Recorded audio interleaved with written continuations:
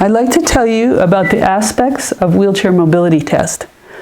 We've looked at some other measures. We looked at the wheelchair components questionnaire, which answers, is it broken? The wheelchair interface questionnaire, which gives a wheelchair professional a voice to say if it's appropriate for the user. The wheelchair satisfaction questionnaire, which gives the wheelchair user a voice to say are they satisfied with it.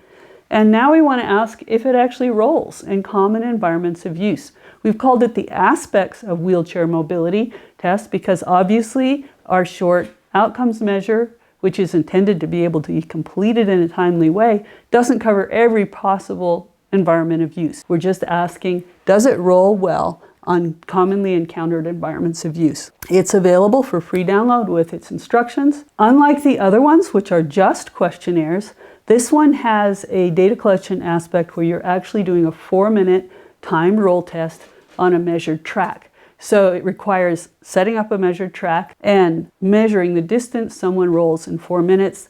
And then it also has a questionnaire aspect where you get a follow-up question from the user. So there's a smooth track, there's a tight spaces track, which is 4 chairs placed along a wall at a certain distance apart and from the wall, and a rough track. And because this one is intended to be used in a repeated measures way, where you're comparing the person to themselves to reduce the impact of individual variation, you can do it on the same rough track. So they'd roll in one wheelchair type and then another. And that works well. You can get some feedback. In fact, some studies have indicated that watching a person use a chair and getting feedback from them is one of the most important aspects of making certain a chair is prescribed correctly. So you can do that in a natural rough surface, or if you're doing a bigger study and you want to use a describable rough surface, we've developed modular rough surface units based on a description of how rough a surface is and how you can make a model of that from studies at Pittsburgh. That's available. The directions to make that are available online. Here is the very simple data collection sheets. And as you can see, we've just asked for participant ID and track length, number of laps, additional distance, and total meters. So you do need a long measuring tape or a survey wheel to measure how far they rolled. You measure the track and then you measure how much further they go.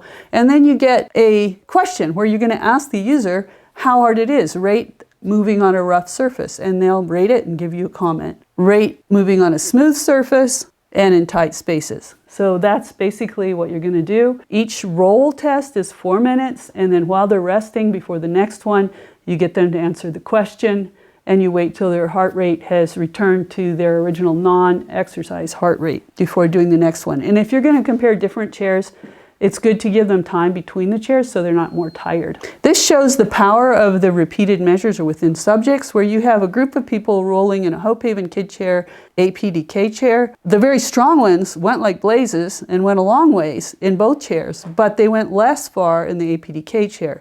Same with the weaker ones. They didn't go very far, but less far in the APDK chair. So data that would have been obscured or not showing if you had just taken data is made clear because it's been done in a way that it reduces the impact of individual variation. So repeated measures ANOVA reduces the impact of individual variation. Here's another study where the secondary students we were working with at Joytown in Thika rolled in 4 types of wheelchairs over a period of a couple of weeks. And you can see that there's their ratings for these 4 people and these 4 wheelchairs. And here's the distance they traveled. Here's some comments that would explain why they thought it was hard. We were able to give feedback with a similar study to the Hope Haven kid chair. And one thing they noticed that it tended to get stuck on rough surfaces. That sparked the development of the B-line wheelchair, which is 3-wheeled and easier to roll on rough surfaces. Here are 5 studies. Again, this has been validated, construct validity and test-retest reliability, and it's been used in studies that indicate its high discriminatory validity. So we hope you'll find these tools used singly or altogether helpful in your practice, both in larger studies and especially to support evidence-based data that will facilitate the replacement or repair necessary for a wheelchair user. The wheelchair components questionnaire, is it broken? The wheelchair interface questionnaire, is it appropriate for the current user? The wheelchair satisfaction questionnaire, are the wheelchair users satisfied with it?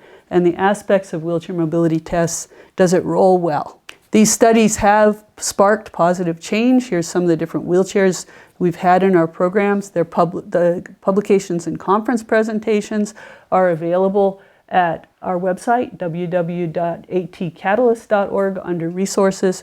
And it's also sparked program development with our partners in Kenya.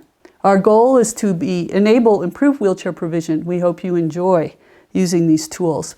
If you have questions, please feel free to email me. Contact is available through our website.